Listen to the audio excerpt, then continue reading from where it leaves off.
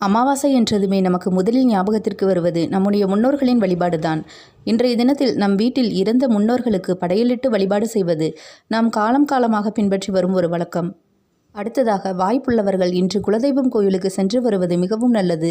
அப்படி குலதெய்வ ஆலயம் செல்ல முடியாதவர்கள் வீட்டிலேயே வழிபாடு செய்யலாம். மாலை நேரத்தில் பூஜை அறையில் தீபம் ஏற்றி வைத்துவிட்டு குலதெய்வ படத்திற்கு முன்பாக ஒரு நெய் தீபத்தை ஏற்றி வைத்து விடுங்கள்.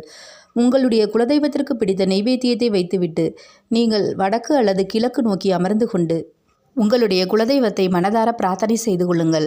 இப்படி பிரார்த்தனை செய்யும் நேரத்தில் உங்கள் குலதெய்வத்தின் பெயரை சொல்லி வசி வசி என்ற வார்த்தையும் சேர்த்து சொல்லுங்கள்.